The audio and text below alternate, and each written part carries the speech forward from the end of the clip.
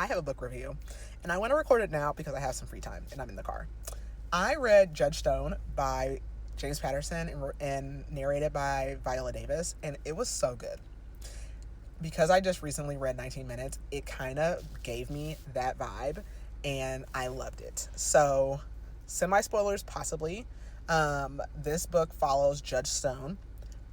She is like a middle-aged black woman, no husband, no kids, and she is a judge in Georgia. They're down south somewhere, some little podunk town that she grew up on. Lots of this book, she talks about like her family land. She lives in her family's house that her like grandparents built by hand. She has two sisters. One's married, one's not.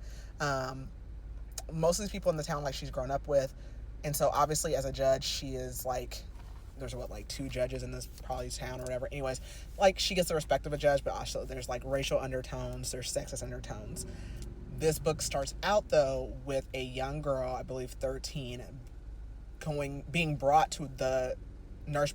Wait, is she a doctor? Yeah, being brought to a doctor in town who is a black woman, and being asked by this nurse who brings her to perform an abortion on this girl. And even though she doesn't want to, she does it for the safety of the girl, even knowing that there is a law in maybe it's Alabama, where the only reason you can do an abortion is if it's like the life, and even still, they red states.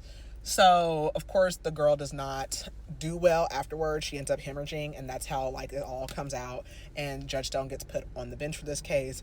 There's tons of pressure from the state because they want to take this case from her for the notoriety, and also because they don't think that she's going to do what they want. Obviously, even like the town pastor, they are all shunning that doctor, black and white, and they want her crucified. They want this doctor crucified.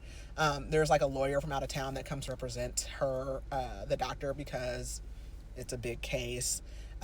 Also, they try to get her removed because it's a small town. So, of course, like the girl who had the abortion has been at the judge's house because they do like a Sunday brunch. She tries to give back to her community. She's a very fair judge. Like, she literally represents a case where this guy is like being sued for improper sewage. But the reason that he's improperly removing sewage or whatever is because they're poor and because they can't afford to have like adequate facilities. And like, she's really good. And there's just a lot with like the abortion aspect of it, of rape in this story, and it's just very good. I don't want to spoil it all the way, but I really think it's good.